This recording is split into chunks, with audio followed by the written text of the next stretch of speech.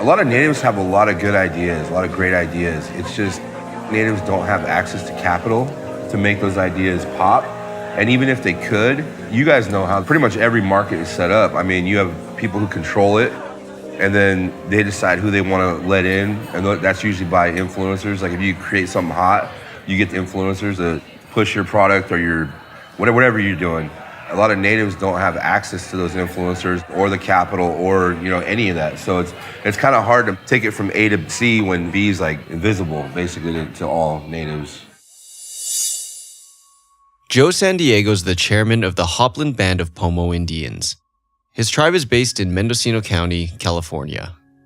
We sat in on a dinner at the Las Vegas branch of Italian-American eatery Carbone, while he and some others discussed the tangled-up world of cannabis and Native Americans in the United States, especially California. Among Joe's guests were the Coyote Valley Band of Pomo Indians chair, Michael Hunter, but who usually goes by Hunter. Both were in town as part of RES, or the Reservation Economic Summit. This was put on by the National Center for American Indian Economic Development. Our liaison through it all was Will, who's part of Sherbinski, a renowned California cannabis company. They gained cred for award-winning strains of cannabis and products with dessert-inspired names such as Sunset Sherbet, Pink Panties, Gelato, and Mochi. The mastermind is a guy named Mr. Sherbinski, or Sherb, as those around him say, a member of the famed Cookie Family Collective of growers who's created the original Girl Scout cookie strain, a variety that's widely referenced in today's mainstream rap and hip-hop.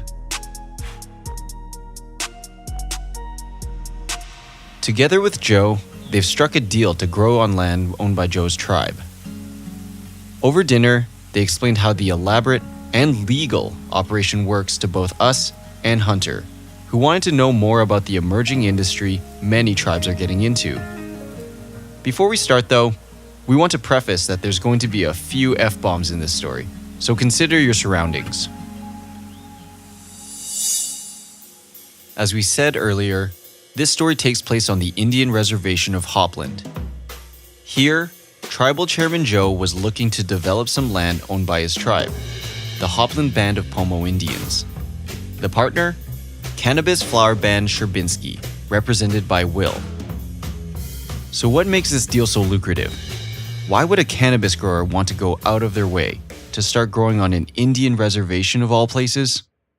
The short answer is that doing so offers advantage that stems from the reservation's historical status.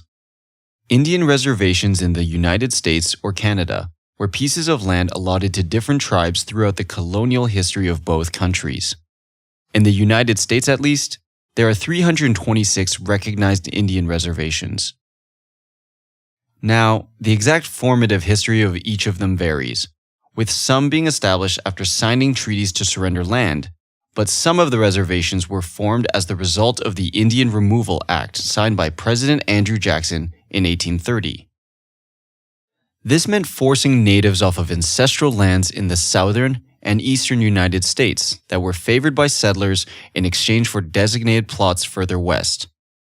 In his annual message to Congress, President Jackson wrote the following about natives. They have neither the intelligence, the industry, the moral habits, nor the desire of improvement, which are essential to any favorable change in their condition. Established in the midst of another and a superior race, and without appreciating the causes of their inferiority or seeking to control them, they must necessarily yield to the force of circumstances and disappear. It would be a long time before the government would significantly update its views on native rights to self-determination. In 1970, President Nixon outlined policy changes that supported Indian self-determination, but the spirit of Jackson's message hasn't gone quietly either.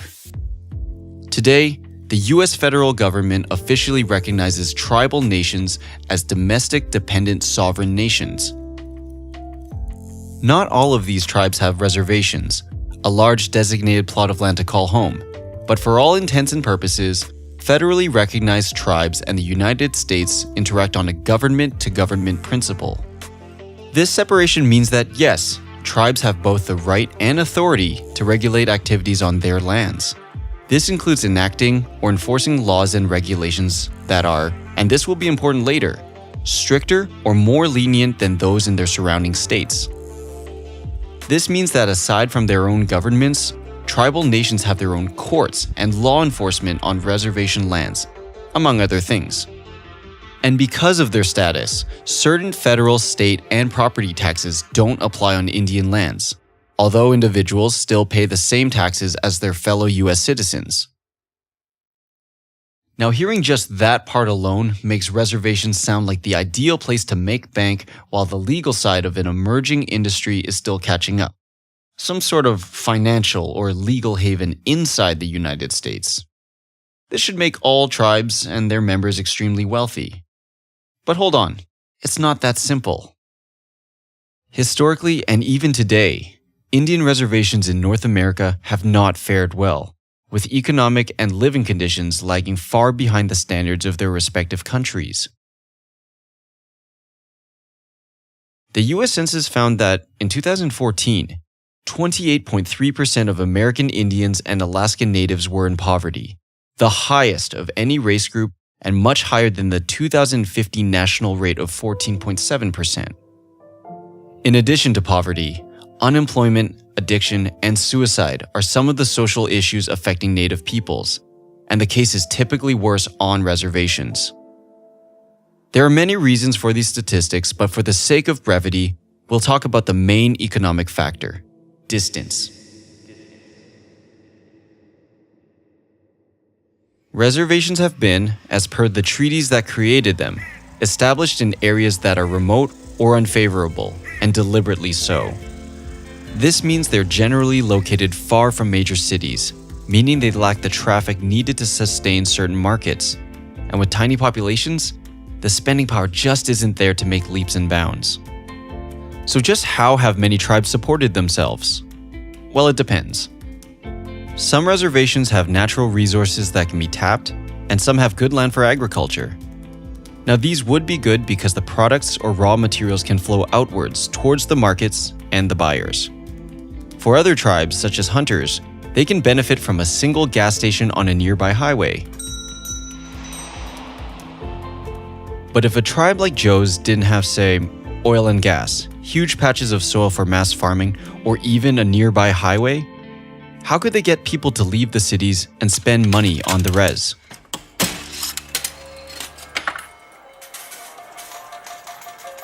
Those other income streams aside, when most non-natives think about the most financially successful native-run operations, they're probably thinking about casinos and resorts.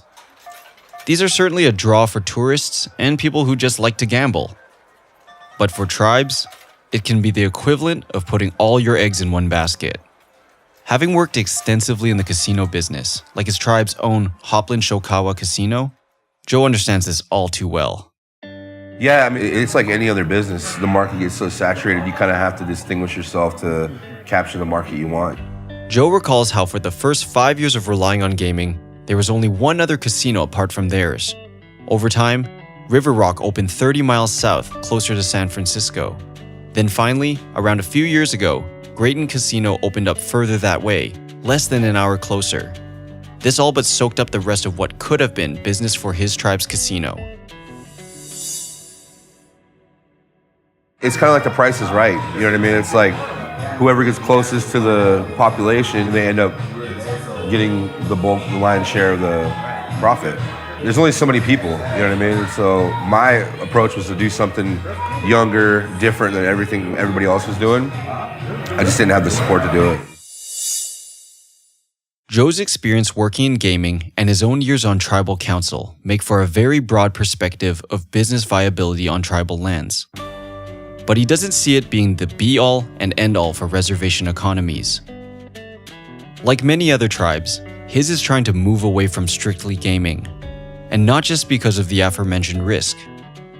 Joe marks a definite generational shift for natives in terms of business direction. I think gaming overall, like in the United States, is just kind of like heading in a different direction. You know what I mean? It's just, in our market that we have, it's It's like super based for like a lot of older people. You know what I mean? And a lot of the stuff I do is kind of aimed towards like a younger crowd. We did a lot of like MMA fights, live MMA, live concerts and stuff. Yeah, so.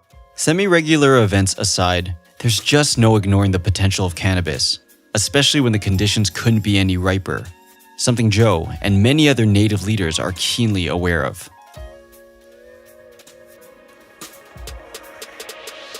Historically, California has been one of the most cannabis-tolerant states, having first decriminalized marijuana in 1975. This reduced possession of an ounce of cannabis to just a misdemeanor. In 1996, with the Compassionate Use Act, California became the first state to legalize marijuana for medicinal use when recommended by a doctor. With that said, cannabis legislation in California is continuing to evolve, and the doors have opened towards the legislation and taxation for recreational use. California Proposition 64, or commonly the Adult Use of Marijuana Act, was just approved on November 8, 2016. That made it legal for individuals to use and grow marijuana for personal recreational use, with the business and taxation aspects to follow next year, on January 1st, 2018. But even before this highly anticipated legal green light, the pieces have been coming together for a few years as Joe recognized the untapped resources sitting right in his backyard. Before I was on council, they weren't really using the land for anything, you know what I mean? And me and a couple of my cousins were cruising around the res, just checking different areas out and being like, you know, we could use this for this, use that for that. And so when I met Will and we started talking about, you know, moving into this space, I mean, I already had the area picked out. I knew the perfect area, the perfect location, just because the way it's set up, there's one road in, one road out. We even had a study done, like the axis of sunlight, the sun, you know, the sun belt, how it moves across the res, and like, if you look at like where we are, I mean, it's direct sunlight all day and all night, you know what I mean, along that whole strip. With his initial survey complete, Joe recognized the value of the land, specifically for cannabis, and more importantly, a new path for his tribe's economic future. While Hunter's land includes proximity to the freeway for a lucrative gas station, Hopland needed a different approach. As Sherbinski continues to develop its brand as a flower company, for cannabis flower that is, it's embarking on a bold movement to be just as much a lifestyle brand.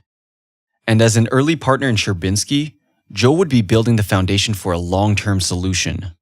I think for us in Hopland, our location has never been our strength, but I think in a cannabis space, our location is a strength. And the amount of property that we have, I mean, we have something around 2,000 total, and it's hidden, and it's nice. So like, long-term success, you know, I see us, like I said, with Sherbinski and them developing that brand, you know, being a part of that, collecting our tax revenue, getting away from the gaming. You know, I support gaming 100%. I love it, and I could see us being in gaming, you know, until the end. But just having a different revenue stream that doesn't depend on gaming, it doesn't depend on traffic of business coming into town and traffic of people coming into town, something that we can build and grow and ship out anywhere we want. Moving away from the service industry towards production could open the doors economically, but getting away from gaming and shifting towards cannabis wasn't going to be easy. Joe definitely had the entrepreneurial drive and did his due diligence, but there were more than a couple of hurdles in the way. One thing Will had mentioned was Joe's acute awareness of the finer points of tribal law. As tribal council chair, Joe knew the intricacies of it all, but he needed somebody who knew the state laws where the surrounding market was located. This is where Will comes in. While he's not a lawyer, he does know the legal side of cannabis in California. But more importantly, he's personally passionate about cannabis and knows how to articulate and deconstruct its challenges.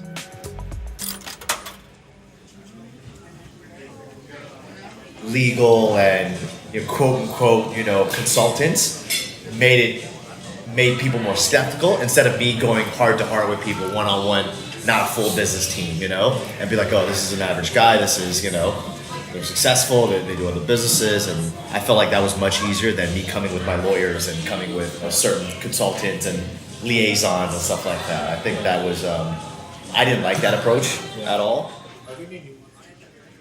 With all of the potential complications surrounding state law, Sorting out that legal side was hard enough. But for a California company hoping to set up shop in Indian country, it had to persuade a whole nother government. The political aspect of tribes, like things can change overnight. For us, we made contracts and we drafted ordinances and drafted contracts to make them as bulletproof as possible. But if I don't have council support, like they can make my life incredibly hard and give us to a point where we're at a roadblock where we're not going to want to invest any more money on infrastructure or do our project there, you know? Yeah. So that is always there. That problem is always there. If you have a tribe that's not doing financially well and you have a membership that has a lot of issues and they're going through certain, you know, poverty issues, that's going to be a problem because it's going to reflect on their council, and the council is going to want to think that they're going to be able to do things on their, or whatever the case might be, and they might want to run us off of a project. But those are things we always have to worry about. But poverty is still a real issue, even as the next generation of natives is looking for ways to move forward. With poverty often comes substance abuse, and for California-based natives, alcohol and meth are the most pervasive. Because of that, it's understandable why tribal leaders would be reluctant to produce a controlled substance, and on the reservation no less. But Joe sees things differently. Native people a lot, I mean, what I've seen a lot in Native people, just growing up around different tribes and my different cousins and stuff, a lot of the times, you know, they demonize like any type of drugs, any types of alcohol. I think it works against tribes when they do that. Just me personally, like, you know, part of my family is like 100% okay with people drinking, right? And then the other part of my family is like, oh, it's the worst thing in the world.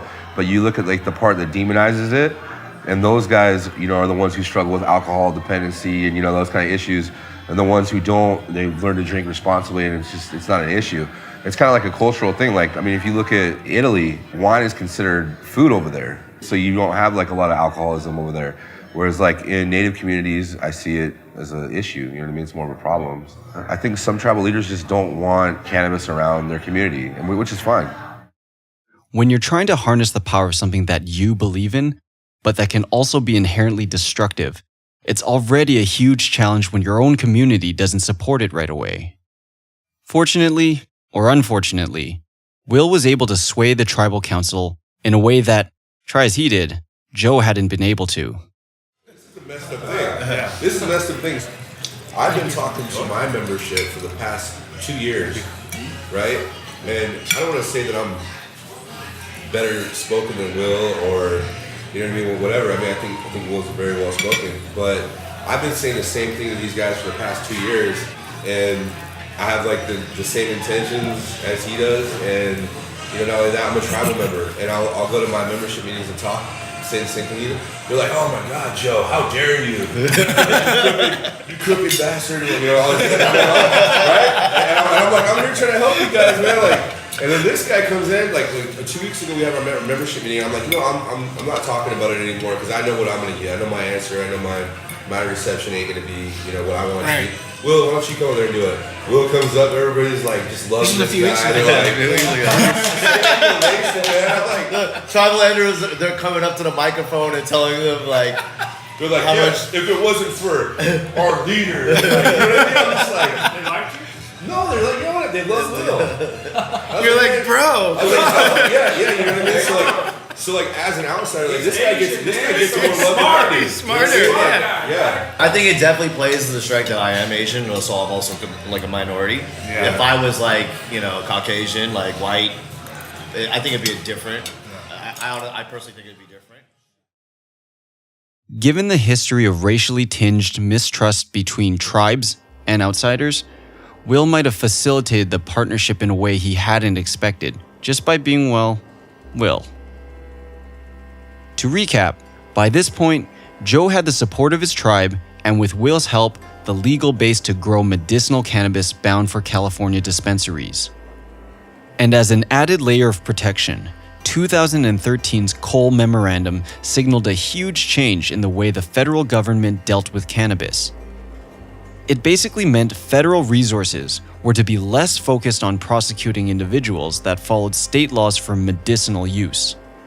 Naturally, the memorandum turned into discussion of how it applied to tribal sovereignty and cannabis legislation. The next year, in December 2014, a clarifying memo stated that the federal government's non-interference policies that applied to the 50 states would also apply to 326 recognized American Indian reservations, even if the number of them that were looking to legalize was actually pretty small. Still, that should have meant further legal autonomy for tribes, which meant they could write their own laws surrounding cannabis.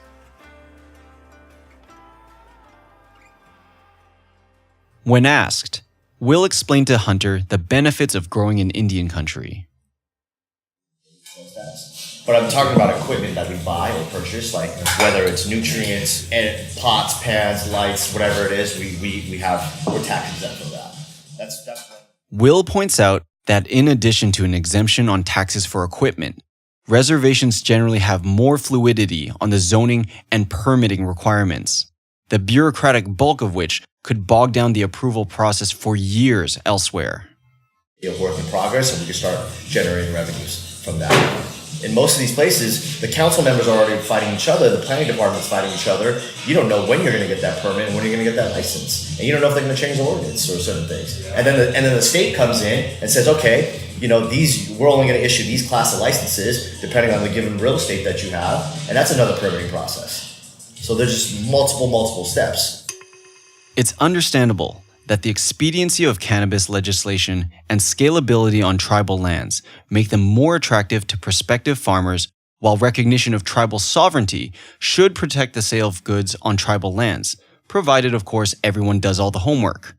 Still, the biggest issue facing Joe and Will has always and will continue to be sales off of reservation land. But for a company as established as Sherbinski, there was no room for taking risks, and so Will was proactive in informing and assuring the powers that be of the operation's intentions.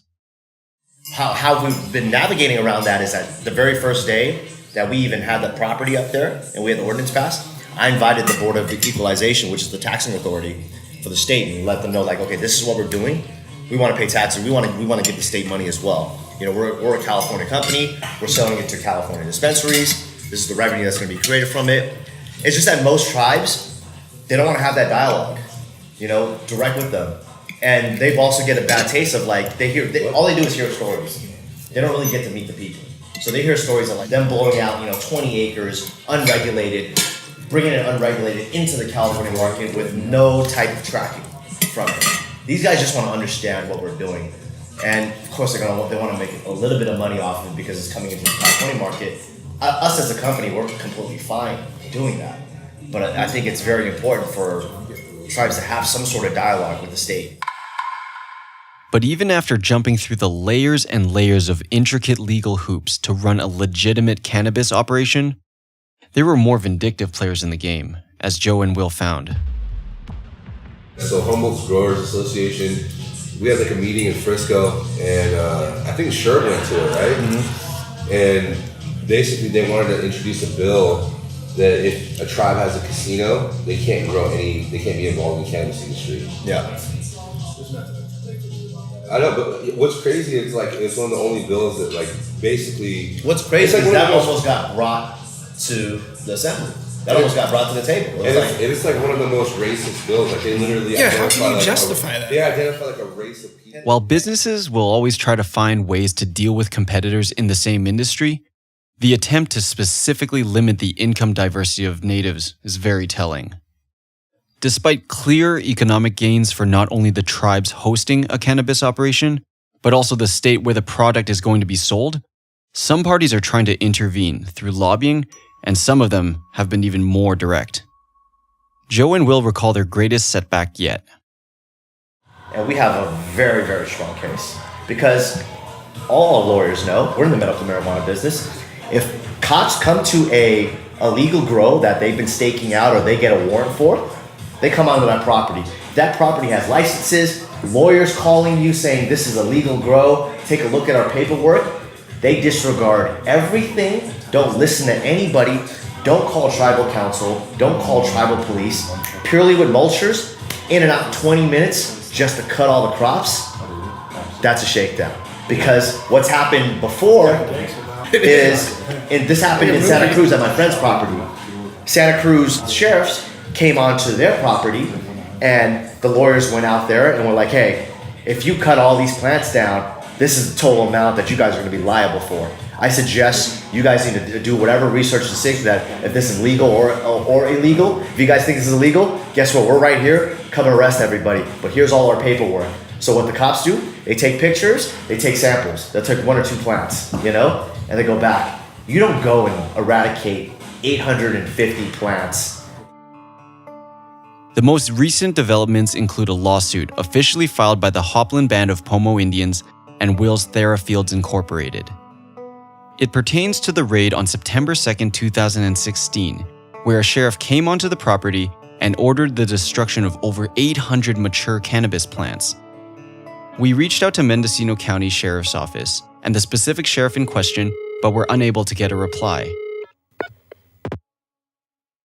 In recent years, law enforcement has been cracking down on farms in California. Now, these crackdowns have been for violating water diversion regulations, especially during the state's drought period, and amid the alleged growing drug-related violence in Mendocino, which has been infamously dubbed the Emerald Triangle. Still, Joe and Will's frustration is inevitable, given they tried so hard to play by the rules. With the original plan to produce around 5 to 6 pounds of medicinal-grade cannabis per plant, Will estimated the losses at over $6 million USD. Are these guys supposed to be sheriffs or are these guys supposed to be gangsters? You want to play gangsters with Big Bank? Let's go. Big Bank. Like, you guys are small town dudes. Like, you're gonna hate on us? Like, we're trying to do everything overboard. We're trying to fucking empower the community. We're trying to make money for everybody. We're investing millions of dollars, structuring around legally, creating jobs, creating wealth in the area. And you're gonna come fuck with us for what? Just because you think these tribes are gonna make more money? Most of the poorest people. With the poorest people. That shit is infuriating to me. In addition to interfering so heavily with what was a legitimate operation, there were also some pretty, shall we say, inflated assumptions about their identities. Dude, like a quick, like, Yeah, they were saying it was some like shitty local publication Yeah, that the sheriff or some of the sheriffs gave him comments. It was like, yeah. Well, the one I read, it was like, oh, Chairman San Diego and his Asian mafia, or somebody put that comment on there. Yeah, and I was like, damn, Will's Asian mafia. It's crazy, gangster, dude. Now, there were a few other comments that would elicit some very justified eye rolls, but let's just conclude by saying that despite the myriad setbacks, Joe and Will see the bigger picture. Their legal battle is far from over. But even when the dust settles and the rush of what's been called the green rush has passed, they'll be part of history in the making. It's not only a watershed moment for the evolving legal American cannabis industry, but also for other tribes too. While casinos certainly enjoyed its time as the poster child for reservation economies, for tribes hoping to develop an industry on their reservations, cannabis marks the beginning of a new chapter. It's one where natives have a very good shot at exerting the self-sufficiency that naysayers from President Jackson to grizzled racists born much later have always accused them of lacking. And most importantly, it's one where the next generation of entrepreneurial natives like Joe and Hunter can pick up that torch and lead both native and non-native alike. Why?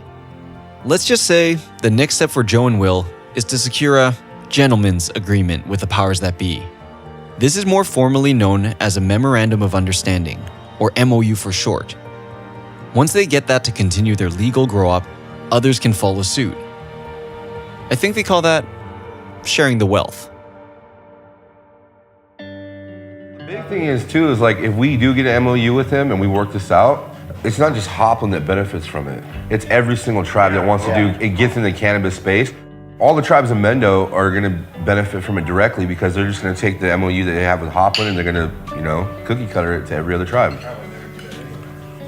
But it doesn't matter because whatever you get, I get. Tribe gets. Yeah. Well, and that's the thing, like with me, you know what I mean? Like, I know, like, for my tribe, we're 100% all in.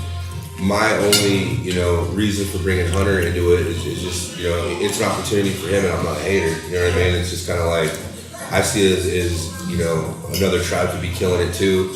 And instead of keeping, you know, something like this to myself, I really believe in like synergy, you know what I mean, between people and between, you know what I mean, the universe, between everything. And so like the more positive, you know, energy I can put into that, the more, you know, lives I can touch, the more people I can bless with that, the better, you know what I mean, the more it comes back to me.